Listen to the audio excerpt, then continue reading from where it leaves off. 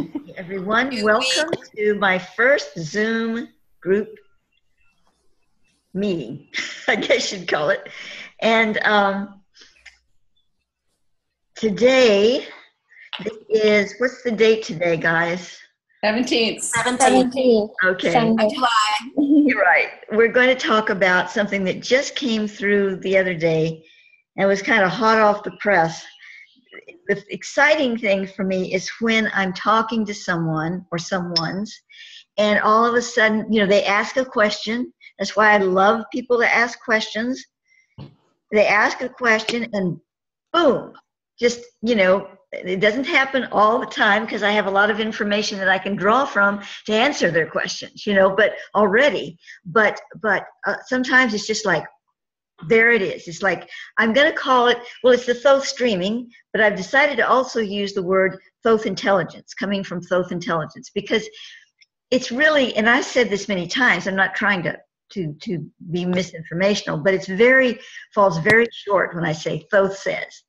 And I do it because it's just easy, and I can't try to explain it every time. But he's not saying anything. It is the streaming of intelligence quanta, let's say, or it's coming out of the Akashic of the Thoth record, but it's a streaming energy and it has an intelligence factor to it. You feel the intelligence, but it's not like somebody talking to you. So I've decided to start saying, in addition to the Thoth streaming or the Thoth Akasha, I will also say Thoth intelligence when I really want to bring home that it was an intelligent presence with me. So that's it. We'll go back to this. And so I was talking to my dear friend Unity the other day. She was here with me in the house, and she asked me a question, and there it was. Thoth intelligence was just giving me something, never heard of it before. And I was so excited about it that I'm going to share it with you today. And I only, at this point, have this little bit of information, but even that little bit is really good, I think. And maybe, just maybe, if we all talk about it and share, and maybe just more will start coming through right now. And, if not, I can always get something later, but I thought it would be fun to try. Anyway, so what I was saying to Unity at that time, that just came right through from Thoth intelligence, was that there is something that Thoth is speaking about. And I said, you got to give me a name for it, because I can't call it just a solar wave or a new solar activation, because there's so many things like that. So give me some unique word. So he gave me that word. Yeah, I don't have it in front of my screen now. A-G, let me spell it right. It's called A-G-E-A-I, Ageai. I think it's pronounced Ageai. A-G-E-A-I. And I haven't even gotten from him what that actually means. But anyway, he gave me that word for it. But when he was telling me about it, it's a shifting. It's like if you have two shells of energy. Now, I know there's the solar shell and there's the lunar shell of the planet, and that fits in a certain way, and I'm going to find out more about that. But it's not the lunar and solar shells. It's a grand solar shell of some kind, and it moves over the cusp of the earth, but it's coming from galactic. It's not coming from just the earth cosmic influence. It's coming from a wider galactic presence, spectrum. And I asked, well, is it the Kali, later I ask, is it the Kali Yuga? Or something like that. I don't know a lot about those, but those are big cycles. And he said, no, they interact with it. They're caused by it, or not entirely caused by it, but totally influenced by it. But it's something else. So let's say this something else that we're going to call the Ageai. It is in place from the universal or the galactic center on our planet, on our whole solar system, but each planet in the universe, well, let's say not universe, in each planet in the galaxy, okay, because this is a galactic thing, okay. Each planet in the galaxy it forms its own sort of conditional codes developed from the core intelligence of the Earth, which Thoth calls the planetary genius. So the planetary genius of a planet in this galaxy defines the level of shield that this Ageai will form around the Earth. Now, the Ageai just doesn't stay there in that one form by any means. It cycles. Ageai cycles. It cycles in, and another one, cycles out, and another one cycles in. And it moves in that direction. He has not given me the how many years it takes for one cycle to come into another. Is it a set period, or is it different cycles, different time periods depending on different things that go on in our planet and in the galaxy? These are questions. Maybe we'll have them answered today. I don't know. But right now I'm sticking to the information I received. But this solar cycle, he's calling the Ageai with its shell, determines just how far anybody on the planet can push the envelope at that given time. In other words, no matter how spiritually advanced you are, no matter how much work you've done and whatever, you can, of course, we all make progress. We know that happens. But you can only reach so far in one direction or another, depending upon where the codes are set, and you run across this wall. And when that happens, you feel like you're shutting down. You feel discouraged. You might have a real whiplash, in your experience, like, with the seatbelt. You might have a real whiplash in some way. You might have all kinds of, we know already that all that's going on the planet and the solar emanations, all they're causing a lot of fatigue and illness and whatever. But this really adds to it, because you're stressing yourself trying to move past that envelope, and you can't, because it's set in place for now.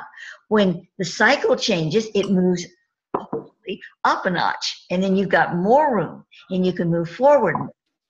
But until that happens, you simply can't.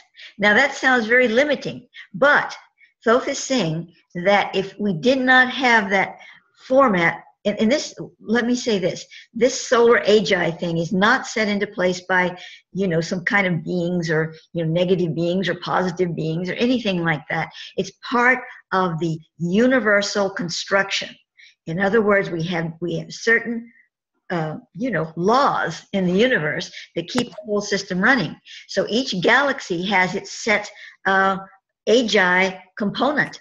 And the reason for that is that if we were all on this planet together, and 600 of us, 1 million of us, 50 of us went way up there on the scale, or they went in one direction, one particular direction, because it's like the shell doesn't just hold you going in. It has different things. Like if you're approaching one particular aspect, there might be more resistance on that aspect than there is on another aspect that you can move further with before you hit the wall, you see. So if it didn't have some kind of constant until the next cycle moves in, until it gets us all our little ducks sort of in a row, and everybody, we have at least what Thoth calls the 144,000. I don't know if it's an actual number of people, probably not, but that vibrational level, then it can move up to another one.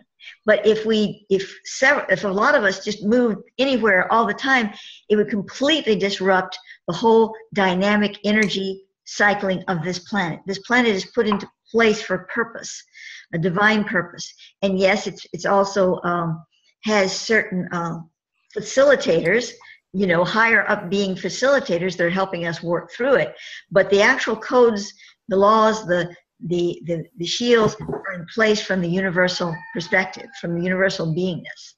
So we can't just, move our way through, says, well, bye, I'm going up to this level, but I'm going to stay on the earth and do it, because then it would be just like tearing a hole. It would be like a plane flying along at 30,000 feet, and somebody just punches a hole in the plane saying, well, I can live without oxygen at 30,000 feet. So I'm going to do it, and everybody else in the plane is going, like that, because you can't get, you have to have everybody more or less even in that sense, you know, to be able to function on a planetary sphere. Okay, so that said, how do we deal with this? Well,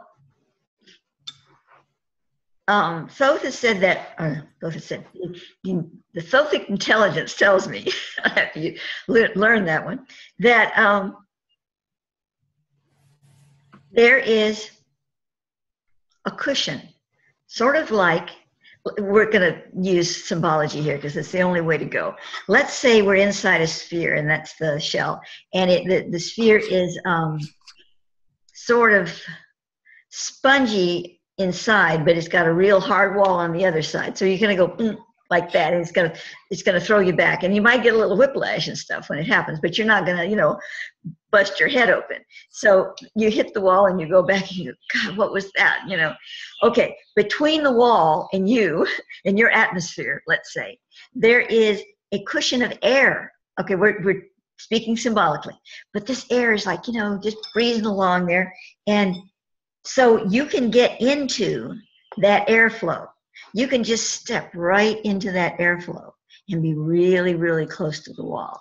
And you can start picking up things from the other side, so to speak, from that integration, that level of integration. It's a very fine line, but we all do it. I say most of us do it, I'm assuming, you know, like when Pamela's seeing these things, you know, or you know, I had that experience that I was telling you about.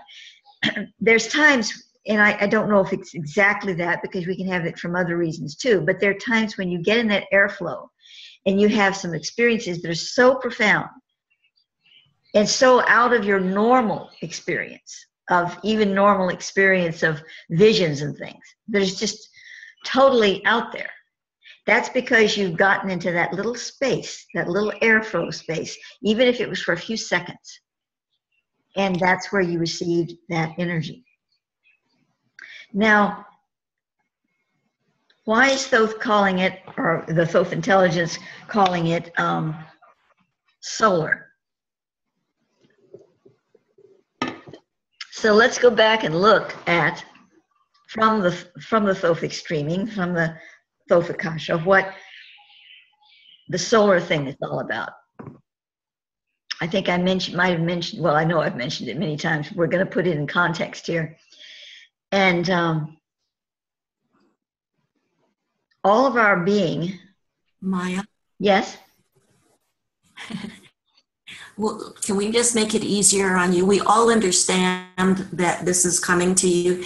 You don't have to keep qualifying it. Just say it. I'm trying to train myself, but also people are going to be looking at this video that may not. I understand. I see. Yeah, I don't. Okay, I'll stop it. We all understand. Just say what comes to you. Okay. Yeah. Okay. All the stars are suns. Okay, so it's all solar. All stellar energy is solar. But when it's up close and personal, when it relates, it says my internet is unstable. Can you guys still hear me? Yes. You could, yeah. yeah. You just froze for a while. Yeah, you froze. So if you could. Okay. It might be my, I hope it's coming back on. Again, like why solar? I lost you after that. Okay, yeah. Okay, I'm just trying to be really still, because if you move around a lot, sometimes it does it more. All suns are stars. So suns and stars are interchangeable words, but for Thoth, this meaning comes to mean the up close and personal star, the solar star, or maybe the internal of the planet sun star, or You're one. A lot of energies wants to come out.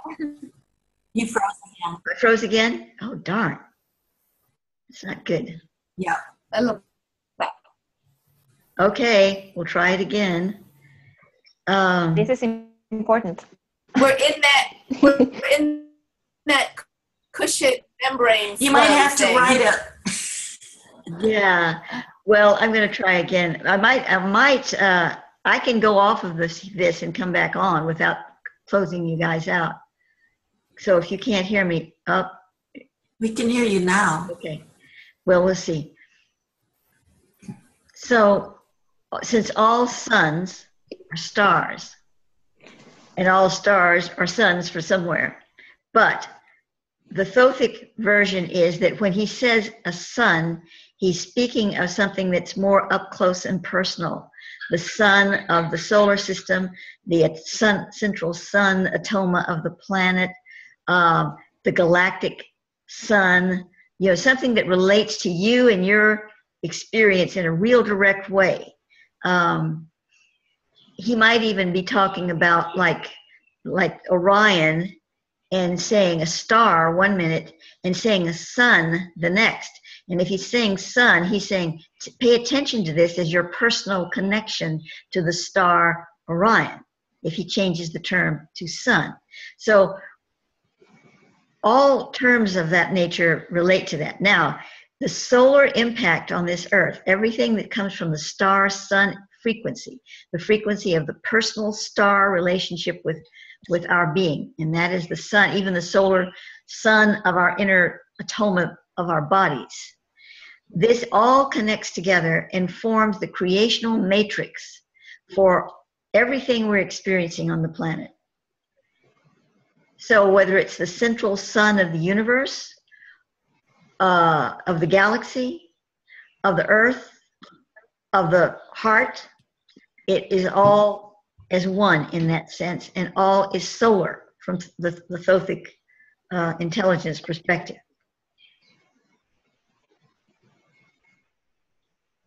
So when he's speaking of this cycle in this shell, the Ageai, and he's calling it a solar one, he's saying that this is very personal to us. This is part of the whole solar pantheon, shall we say, or pantheon, I think I mispronounced it, of our creational experience. And our creation continues. Even us oldies are still being created. It's since we were born, the creation never ends. It's always continually evolving. So the solar Ageai shell, as it moves through its paths, is updating the, shall we say, I see you of its experience with us, of the divine intelligence experience with us. And it's saying, okay, I see you now. Oh, okay, I see you now.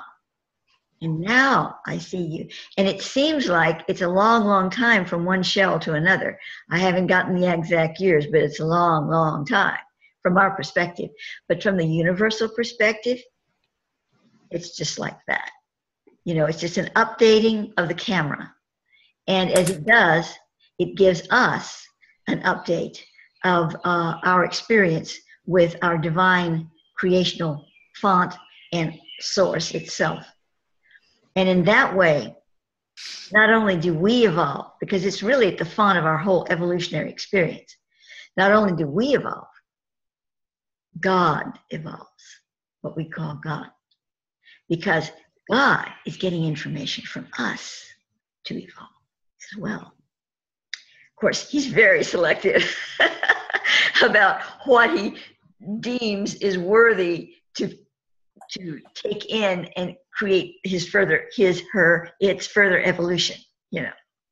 So we have a co-creational experience with what we call God, and the solar Ageai shell is at the very least one of the main dynamics, if not the main, probably one of the main, that evolves that format. I don't know of any others myself, but just because I don't know it doesn't mean it's not there, so I'm not going to say it's the only one. So, where does this take us?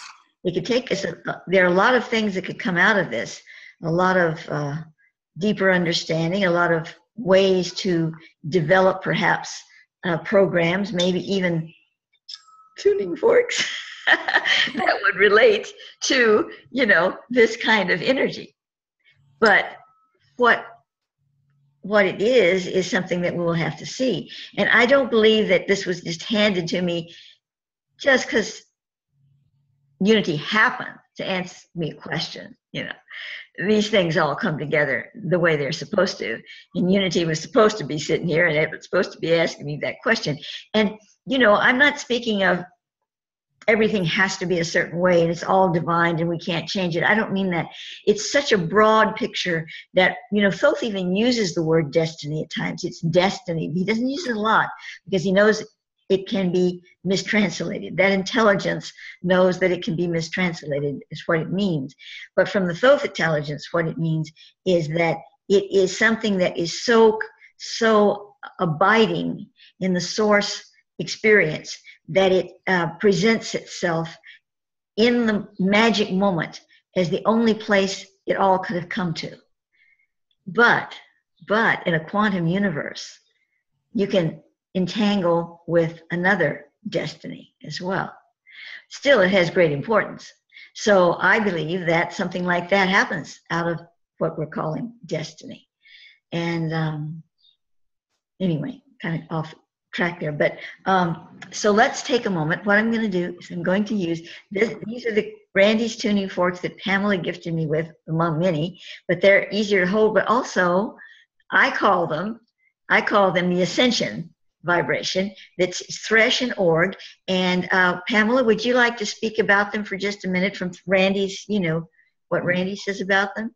Well, to make it simple, the thresh and org the threshold is equivalent to your activated light body. Of course, when you have that specific experience of orgasm, and it spins that light body to a velocity that it's the highest velocity one can go while in their body before leaving the body.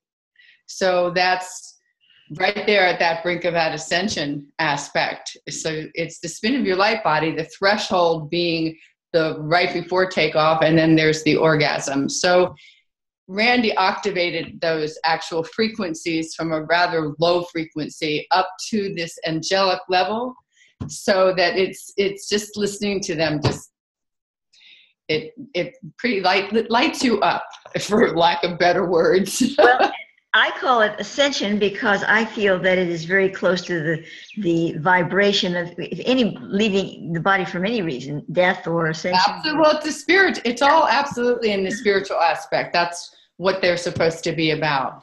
But being that we're in these bodies, yeah, that's the closest reality that you can equate it to, right? Yes, absolutely. So let's take a moment, and we're just going to, I don't know how well it's going to come through here. It'd be much better in person, but let's give it a try anyway. Let's just sort of relax for a moment. Deep breath. Get in the space of receptivity.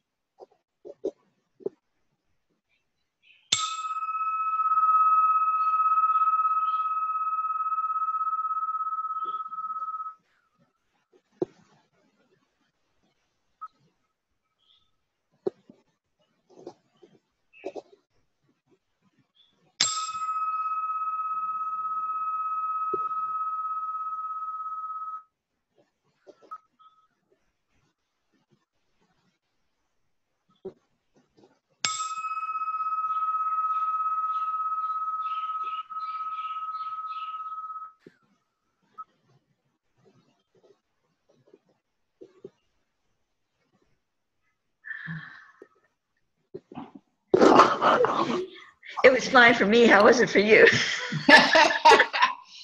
My higher heart was vibrating. Yeah, do you feel that? Me too, right? And even through that modality, third eye. Oh, I felt it in my higher heart on my on the other side. Yes. There, it felt like a vibration in my chest. Yeah. Like I know. I love them.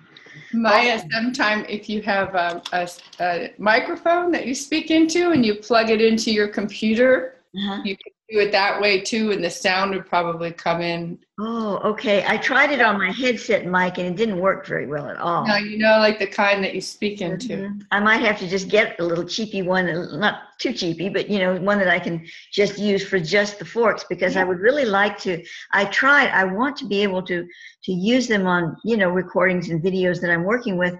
But when I tried it with my headset mic, it was really poor. No, it's really just the one that plugs in. I've used them with the not expensive one, and it works really nicely. Well, that's a good idea. I'll probably do that then. Okay, well now, does anyone have any questions or anything that came to them as I was talking about this? Yes, Sana. Yes, Sana. Yeah. Mm-hmm. Yes, yes. Do you hear me? Yes, we hear you. You hear me? Everyone, and I'm the worst talker. Oh, yeah. I talk with my hands more. It's horrible. I'm trying to learn not to do it because it looks funny too. So for me, it does. I know this is just So a I'm side. trying not to use them, because if you put your hands up and wave them around, or scratch it makes the camera. So we're gonna have to kind of like just like this. Okay. Yeah. Go ahead, dear. Okay. No, I was just Pamela. Do you sell these tuning forks? I do. Oh yeah. I just because I'm very interested in. I mean, I'm looking for the perfect one. So just. Well, you can contact me, and give you my email if you would like. Absolutely. Or my phone number. It's Pamela222@mac.com. Okay. And yeah, my phone number is 415. Don't give your phone number to me, because this is a video that's going to be put out there. Oh, good. Okay. Just write it a private message in the chat. Oh, yeah, you can give her a private message. Yeah. Thank you. Anyway, it was just a little side question. That's I'll okay. try to do that. Yeah, and I have. Yes, Allison. Yes, Allison. Well, first, thank you for bringing through this information. It's very timely for what I've been experiencing. And so there's a couple of things that, pardon me, I noticed about it yesterday. Pardon me, when I was looking to contact you, I was becoming aware of what did it come through as? Some type of sequencing, an activation sequencing. And this was relative to the Scotland trip, where I felt like there was this information that I was a little bit aware of, but I really couldn't grasp. It wasn't really coming through. And then yesterday I just realized that there was an activation sequence that's happening, that it happens in all of manifestation, and that it's very personal to, let's say, me as the one who's holding the vision. And it's as I integrate, more information comes through. And as I further integrate, more information comes through. And it's about coherency and integration. So I really heard that in what you were saying, that on a galactic level, this is what happens as well. Mm-hmm. And then also on another very personal level, I love it when you said that, then some of us would just go like, woo, and take some information, and the rest of humanity would just be doing their thing, and it would be, pretty chaotic. And I really appreciate hearing that, because as a being, I have the sense I haven't incarnated in a body many times. And so there are times it's a challenge for me to stay with the tribe. And there's this thing, well, I know what I'm, and, even if it means I'm going to stand alone, I know why I'm here.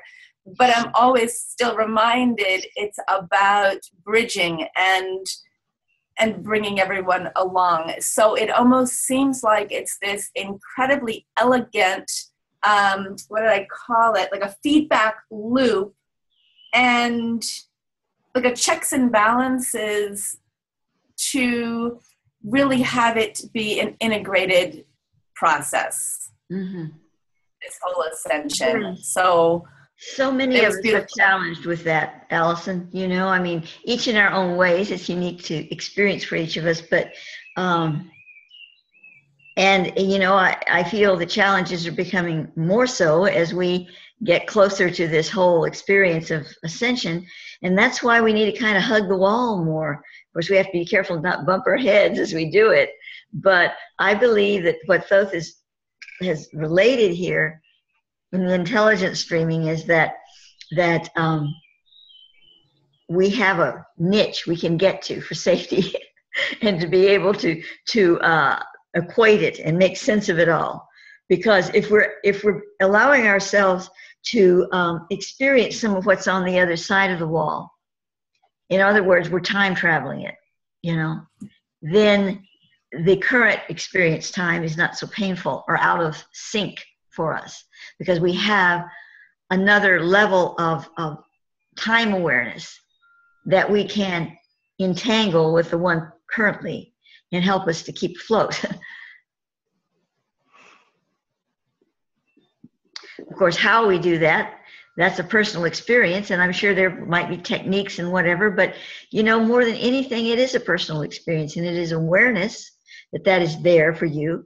And it's also, you know, as Yeshua said, ask and ye shall receive. You put it very simply to people who are simply in those times, but there's a broad terminology for that. I mean, it's a huge thing to say. If you ask, you get it, you know, and you think, well, heck, I've asked for things and I've not gotten them, but you know, you're not asking from the place that Yeshua was suggesting you ask from. Maya, I have a question. Yeah. Is this wall or this shell, this reminds me of what they used to talk about so many years ago. It's like a ring pass knot. Is that kind of similar to that? Well, certainly it is a type of ring pass knot. I don't know if it's the same one that people were mentioning. Maybe not. But it has a ring pass knot dynamic. I mean, you just can't go past it, you know, until the age opens it up. And you see another factor of that, maybe I didn't mention this, I can't remember, but it came out when I was talking to Unity, and that is that what makes the decision for the shell to shift? This would indicate it's not a scheduled thing. Oh, every 25,000 years or whatever. It's not that kind of a thing. It is a cycle, but the decision for it to shift comes from the whole galactic perspective, and not just even Earth. It's not that, you know, it's our galaxy is choosing that from what's setting up in it, from the energy evaluation that's setting up in the whole galaxy, including Earth. That tells it when the shell can shift. Now, when the shell shifts and moves into a new cycle, each sentient awareness sphere has a slightly different variation on it to accommodate those life forms on that particular sphere as individuations from another sphere somewhere else. But they all kind of have to line up for the whole galaxy to turn over together. So this is a big picture thing, and it's not like we can all just sit here and work as hard as we can, and maybe it'll shift early. Yes, we influence it to some degree, and that's true, but it's not just up to us. However, if we recognize that all is one, all is really one, and our whole galaxy is within us, then, you know, we have an idea, we have an understanding that in the bigger picture, we are very much that process itself. But you know, for our yes, someone said something. Yeah, I was just I just wanted to say that this is, to me, just another more intelligent consciousness form of higher, deeper, merging pure love. Because this is love to me. Everything you're talking about comes from love. And it's fair, it's pure, and whatever, you know, when we're open up, we're just connected to bigger and bigger things. We raise our frequency, we get higher, we get the more the understanding from the other side, our own revealing to newer thing, but it's also a personal thing. Yeah. And I'm just getting so warm right now because it's just like flushing over me this enormous love that the intelligence of the source, the universe, God, whatever you want to call it, yeah. and we are it, and we are feeding it, we are getting things from it. It's just so wonderful and pure, and I'm just getting all tingled and warm. You can see my face, I'm totally red right now. But it's very true, so yeah. wonderful to hear, because yeah, because when you're talking, and when you're all talking, it just feels like I've heard this before, I know this, but it's wonderful. Okay, thank you, honey, for sharing that, because it's absolutely true. It all boils down to that. All boils down to love. Yeah. Pamela? Well, I just was I took a few notes when you were writing. I too have that experience of that shield. It started happening about 3 or 4 years ago, and and you were speaking also at the time about the lotus loci, mm-hmm. and it almost felt like you could interact with something else that was going on out there, be it beings or a shield. And then another person that I know started speaking about this shield also, Maya, in the essence that it was protective for us, and in regards to protective of the planet, protective of us while we go through this ascension. Oh yes, absolutely. Which I thought, and then you mentioned something about it going in and out, and I thought about what you said about the planets in the 4th series of the Solar Queen, about the pyramids coming and going in and out from that aspect of a timeline or whatever that we think in linear. And I thought, oh, that's interesting that's happening on that level and in this aspect also. Oh yes, this shifting of the Ageai shell, and I'm still not getting any date or anything for it, but it's obviously tied into the moment when the pyramid radius really catches fire, for us, and comes in a big way. My goodness, it's already doing such dramatic things, but it's going to be even more empowered at that point. Definitely. Let's see, Pamela, when you're through, honey, you can put your hand down, so I won't think you're asking me again. Not down. I'm sorry. I talk with my hands? No, sweetie, I don't mean your real hand. Oh, that hand. Yeah. Sorry. So, because then I'll know that, you're not asking another question, that you're through. Yeah, okay. Okay. Mm. Anyone else? I just wanted to say that Allison mentioned that she didn't feel like she had been in a body too often here, and I was laughing because I was thinking, gosh, and here I feel like I've been on this road forever and ever and ever and ever. And I just keep walking down this road, and it's not bad, it's just all part of the picture, but it's funny how we have those different ideas. I just saw that. I just saw this long road when she was talking. Yeah, what's so interesting about that is really quite funny, because there's this illusion for me of being on this planet, because I've been so close to this planet forever, and being like an oversoul, that I can think I've been here or think I know these dynamics and mechanics, but I'm just really waking up for it. It's like almost like reading a book and thinking you know it, versus actually being on the ground here. And it takes a lot of courage to be on the ground here. And that's where, like, I have this suspicion that I've been more of a very close, over soul and working on a galactic level. And, this is a trippy place. It sure is. There's something else I might offer to that, Allison. Thoth had told me that Well, first of all, I've received a lot of my incarnations, or I think that I have, and some of them have been quite dramatically presented to me in ways that seem to verify them, others not. But and yet there's this part of me that feels like you do, that I really haven't been here before. I could say, oh, this is my first incarnation, which I know is not true, but sometimes I just feel that way. And so I went to the Thoth intelligence and said, well, I have this feeling, and yet look at all the lifetimes I've seen, and some of them I really have deep inner knowing about, a very few, but some of them are like not just reading it in the Akasha like I can do for anyone, apparently, but experiencing it, really feeling it. So how is that? How can I have both? And what I received was that there's a way. Now, and I'm sure that other people can have this too, it's not just me, but there's a way where you can, that you can move into an incarnational experience and not even be a layered soul, be in that body and animating that body. Because see, we're all doing this from the Magna Soul, so it's a ray.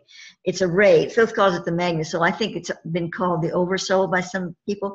But when we're incarnating, it's just a ray beam, and it's not the whole thing in there. So the ray beam can adjust itself in a certain manner so that it's not as high. It is incarnating, but at the same time, there's a portion of its experience in that particular ray that it's going through, like Allison, Maya, Trisha, whatever, that is removed from that. That's not truly experiencing that. And in this way, certain souls who have decided or programmed, how it works, I'm not sure, but can maintain certain talents, certain abilities to help the masses that they might not be able to otherwise with all the incarnating that they've been doing. But the incarnating is an important process of the learning of the system as well. So because look at the two souls of Yeshua, according to the Thoth intelligence, one was a soul that incarnated many times, not many, but been here, been around the block.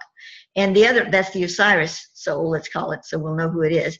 And the other one had never incarnated in this world before. He'd been waiting in one of the solar grouping that had been waiting to do so for this plan, but had never actually done it. And so the Osiris, or Solomon as Thoth calls it, needed to help that other one along. In other words, it had to come in with it, or it couldn't have even experienced that and gone through it. But now, by the time of the baptism, the experienced one left when the Christic archangel came in to share with the soul of the other Yeshua soul. So that balanced it out at that point. And he also came back. The archangel left, and the Solomon came back in the body with the pure soul, let's call it, for the crucifixion experience, to help that soul through that. So that's an unusual format there, but I don't think it's unusual, the kind that he told me I was. I think probably every one of us here now, to some extent, has that connection in some way. And that allows us to be as sensitive as we are. Now, being personalities, maybe, Allison, you're experiencing more of one, and Sandy, you're experiencing more of the other. But that doesn't mean you might not have both. Mm. And I kind of experience them evenly. A little of one and a little of the other. A little bit country, a little bit rock and roll. We know which is which. Rock and roll. And we actually have a really good model for that in Second Life, because you can have Whoops, I'm sorry. Oh, I froze multiple avatars, except they're different. Yeah, right. Mm-hmm. Yeah, we can have multiple avatars. Okay, so did you hear what yes, I said about you moved your hands around? Being a reflection of this? Yeah. Yeah, we can have different avatars. It's all coming from this us, but we have different experiences through them. And I know for a fact that when in the first years until rather recently, I was using my Thoth avatar to actually channel through. We'd have gatherings, and I wasn't fooling anybody. They all knew it was me, both of the avatars. But I'd have my Thoth avatar and I'd have my Maya avatar. But when I went into the mode of the Thoth energy, the intelligence, then I moved and spoke through, so to speak, texted through, which sounds funny if I spoke, through the male avatar, the Thoth one. And I'll tell you, when I went into it, you can say it was just psychological, but I don't think so. I think it was more than that. I felt the shift of being in another body as I was doing this. And when I'm working with the Thoth intelligence in my writing, or just with you guys and he's coming through, that didn't have the same feeling. It has a different feeling when I'm bringing it through that avatar that I molded to look like the New Earth Thoth as best I could. So yeah. Mm-hmm. In all of my avatars, I am totally different from each one. Mm-hmm. I act differently, I talk differently. I'm just a different person, so to speak, mm-hmm. in each of them. Mm-hmm. So it's like different aspects of me are reflected through there, or I'm channeling different parts of me. Yeah. Maya, I have something that I wanted to ask the group because it's been bothering me for a long time. Okay. It's personal. Years ago, I was in my car coming down a hill, and I took a turn and hit some kind of slippery thing, and I went off the edge of a cliff. Oh. I had totally blanked this out, but I suddenly started remembering falling, sitting in the car falling and falling and falling. And then all of a sudden I was across the road, flipped around, and my car had stopped. But I didn't remember that last part. All I could remember recently was the falling and waiting to hit. Mm-hmm. I don't know what that's all about, because it did happen. Mm-hmm. And when the car landed, I've been saved from some kind of catastrophe like that. Yes. Well, when the car landed, were you okay? Yeah, I was shaken up, because the last thing I remember was heading toward, heading towards the end. You didn't have bruises, broken bones, or anything, and the car was okay too. Wow. Well, obviously, Tricia, the angels were with you. I say that, and I believe. So the Thoth intelligence encourages me to believe that angels are real, not with big flappy wings, but, that there's an angelic energy presence, and they are the living lights that he talks about. When he talks about a star as a living light, he's speaking of it as the home, the Merkaba, for the angelic beings, the living lights. And that they do assist in those ways, and others can help them assist, but the angelics can be there in a shot. So I said, well, why doesn't it happen for everyone? And it's not part of the plan that it happens for everyone, because we're recycling our soul energies right now, and that's what death and dying is all about. And certain souls choose certain things, but when a soul chooses to have the experience and not the end result, that end result, then that's what happens. So your soul on a higher level, Tricia, chose the experience without the physical end result that rationally would have occurred. And when you chose it, since everything is no time to the angelics, they were able to intercede for you. I mean, that's my take on it. It's still, I mean, it's just so real to me, and it's just freaking me out. I mean, when did this happen? It happened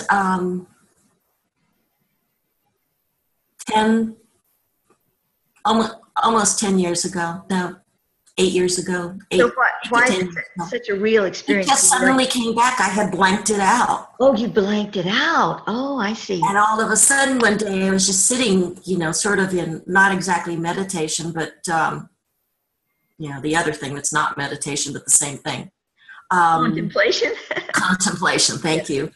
I was just sitting in contemplation, and all of a sudden I saw it. I mean, it just all literally, I mean, you're not really seeing it, but you're seeing it. Mm-hmm. And the feelings, the whole experience just came flooding back. And I kept saying, it's not real, it's not real, it's not real. And then I remembered, the incident. And all the time, I could never figure out how I got from going off a cliff to the other side of the road, facing a telephone pole, which, of course I didn't hit either.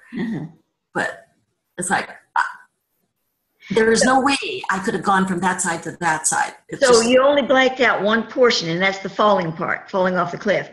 Yes. You remembered that something happened, and there you were facing a telephone pole, but you didn't remember. I just thought I had really good reflexes and had turned the wheel or something and gotten myself out of the way. Yeah. But when I kept looking at it and going, but that couldn't have happened because I don't remember doing that part.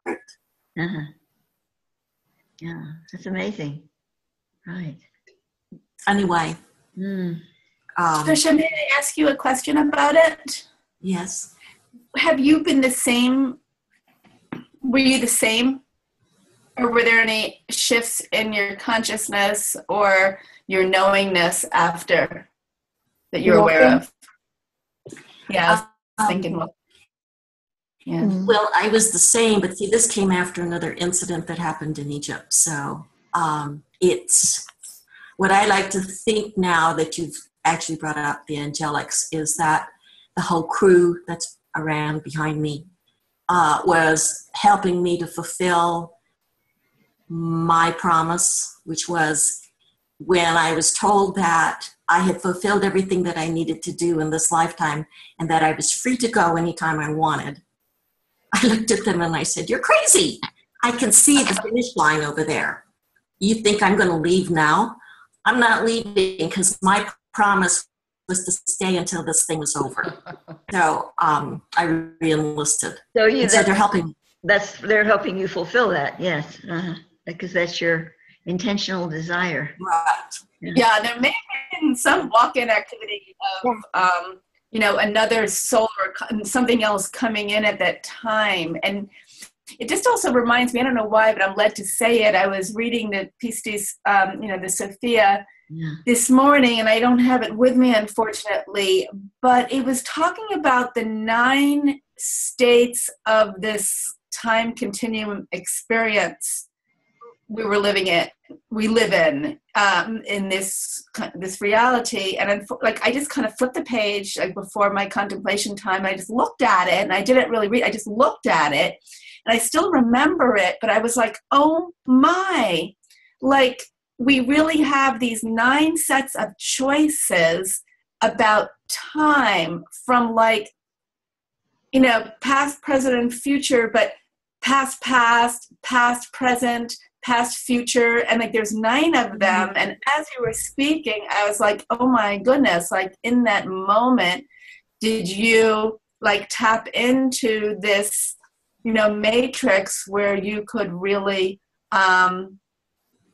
just work in the time continuum differently? It just, I get that directly too, because I got that you were swifting timelines, you were shifting.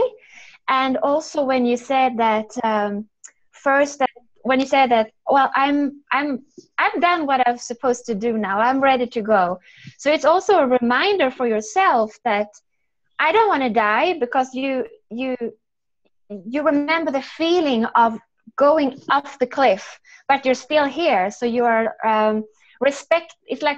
you're respecting yourself more because of that thing, but more in a more loving way. And also I got what you, Alison, were saying about the souls, maybe a shift, because I've had it myself. Last year I had a sort of intense period where things came and things went.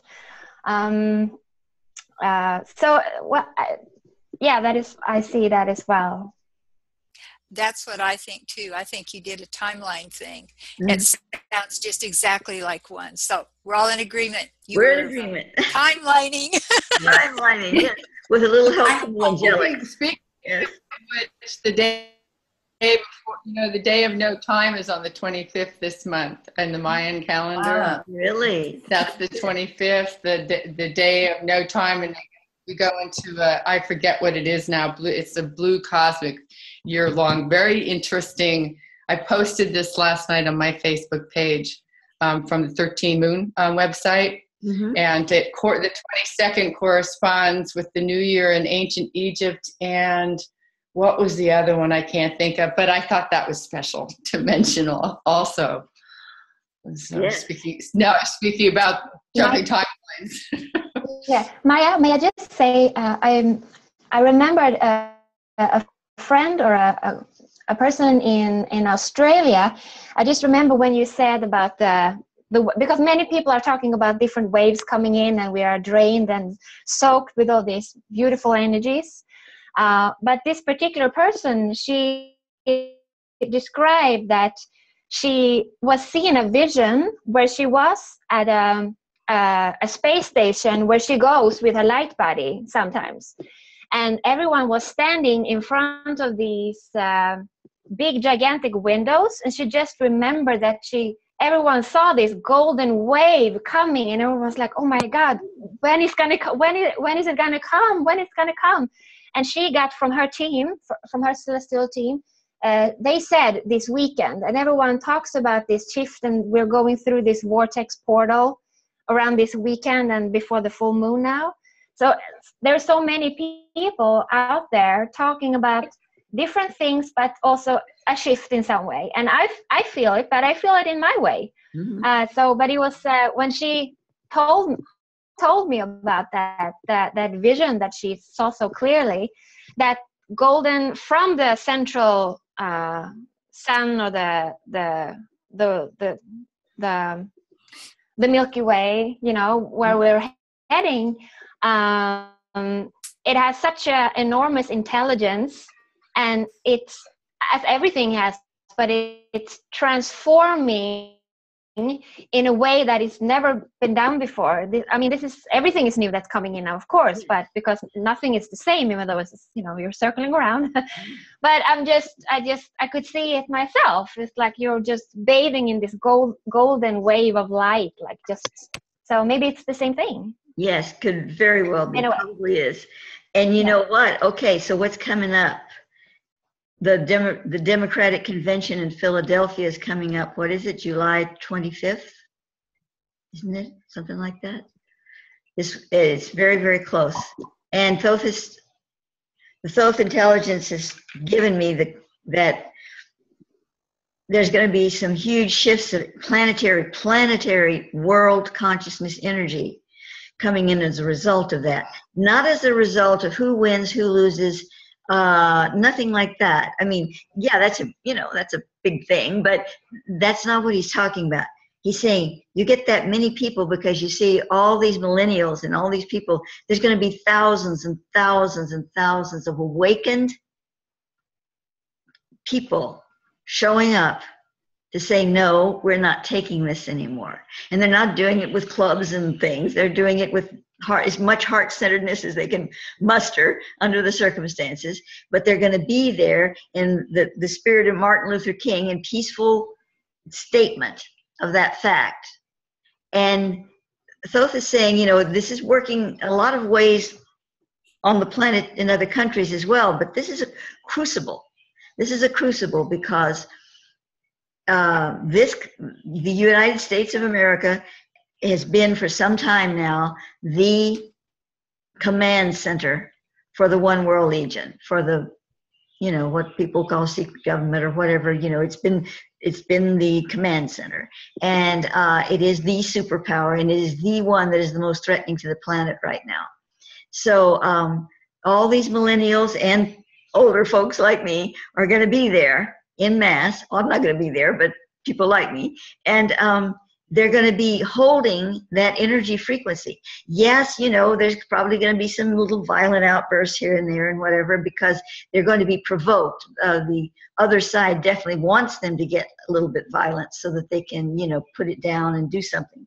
But for the most part, I believe, and the Thoth intelligence is showing me, that there's going to be a great overlighting. And they're going to help them. They're going to help them get through this in the best positive way. I see the turtle sign came up. Sorry. wants to go to. And so that energy on the planet is coming up right with all of this that you guys are talking about, with the no time day, and it's very close to all of the golden wave. So I think that's another threshold that's being crossed with that energy that's going to be there at that time, because universal all uses all positive energy frequency to do its working, and it doesn't matter if it shows up in one way or another. If it shows up, it shows up. So I think that's going to be a part of it as well. Can I ask Jessica to unmute and say hello to us? Yeah, Jessie, can you talk to us? Maybe. Do you know where the unmute button is? Down the lower left. There. There she is. Did you say something? My iPad is a little differently configured. Oh, it's loud where I am. Sorry, I'm trying to find a quiet room, but I'm like on that busy highway. So. Okay, that's fine, honey. I'm glad you're with us. I'm so glad. I'm wearing your shirt. Yeah, it's been. I see it. It's beautiful, and you look beautiful. Oh, thank you. And I'm wearing Pamela's cross. I've got little bits of everybody here. Oh, Oh. it's wonderful. Okay, well, this has been Thanks for doing this, Maya, and for making sure you invited me. Oh, I'm so glad you could participate. This is great. Is there any closing thing we'd like to talk a little bit about, because it's getting a little past the hour, and I am going to be rendering this and upload this video, so I don't want it to be too long, because people don't tend to watch something if it's over an hour. I just want to say that I feel so grateful to be here, and I get these enormous energies from you all. It's just amazing. So thank you. Group now. So Likewise. Yeah, Thanks so much for everybody. From my heart. for those of you, Likewise. It's a dream come true. yeah, and of course you already know this, but Sana is now a guardian of a host skull. She hasn't received the host skull yet. She's working on it, but. It's everything is on you now. It's just a few days, but it feels so amazing. It's just so much opens up, and lots thanks to you, Maya. So You're welcome. yeah, we'll see what happens. Your skull is on its way to you. I can feel it. Mm-hmm. Sorry? Your skull is on its way to you. I can feel it. It'll let you know. Yeah. Yes, I've seen things, so we'll see. Yeah.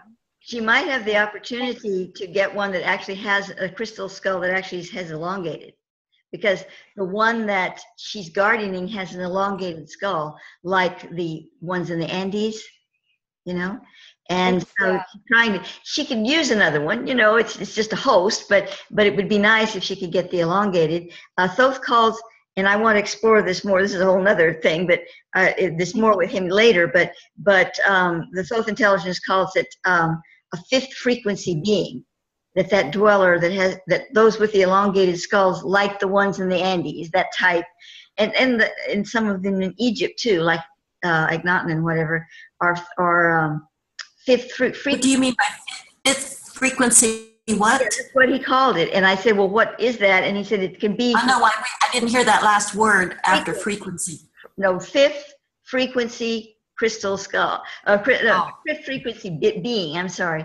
Being, okay. Being, and they can come from various planets. This particular one is this Orion soul, but in a Pleiadian. Is it Pleiades? Yeah, from Antares in the Pleiades body. But the fifth frequency being is a certain type of being that can appear in many of these worlds. So I'm going to be exploring that with him too. There is so much for me coming through right now that I'm just pinning it up. Okay, I'll check that out. There's a gentleman at the gem fair yesterday, Maya, that had some beautiful skulls. He had two with the long ones. Yeah, one was black and one was quartz crystal. This is over right here in San Rafael. I saw one that I really liked that was a little rose quartz one. and today's the last day. Is there any way you can get info on that for? Well, I can go over here this afternoon and take pictures of it. I didn't ask. That's the booth where I sent you the picture of the celestial. Oh yeah. Quartz. That was like with all the code. Oh my God, that was amazing. This particular skull I saw that they showed me, or I had a vision of it.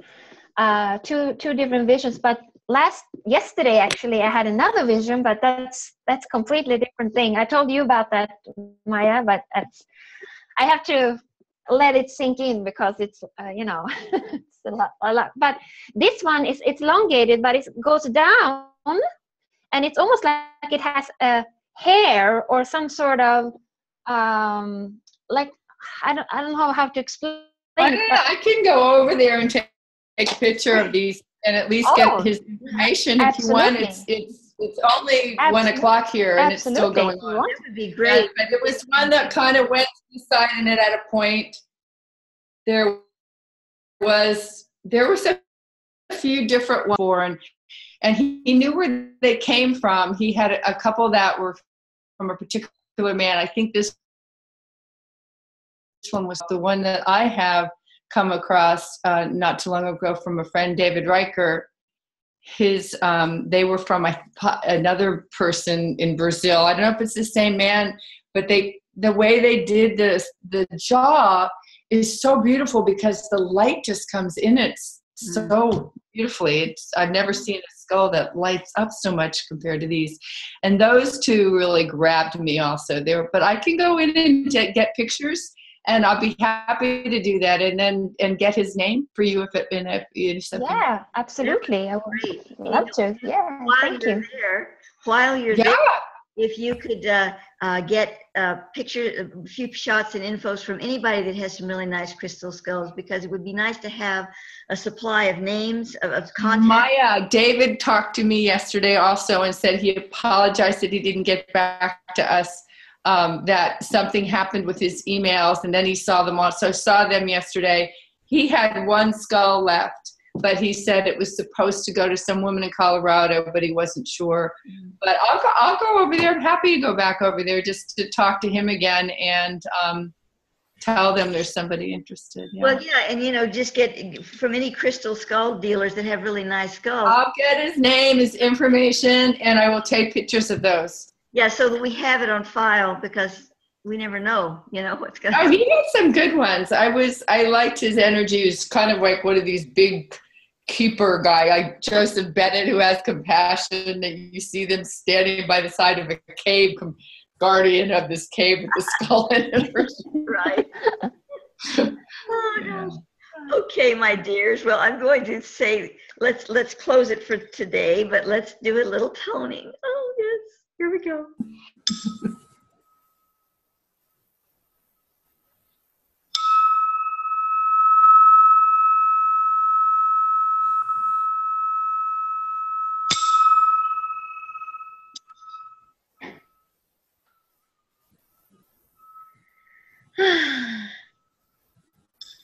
Sacred breath of aloha to all of you. This has been wonderful. We got to do this a lot more often. Aloha. This has been great. Wonderful. I loved it. It was really easy too. We did have a little bit of a problem for a moment, but mostly it was pretty smooth. And yeah, this is great. All right, now let me see. How do I have to, I'm going to stop the recording. Let's see. How do I do that? Press, pause, stop. Hey, Stop.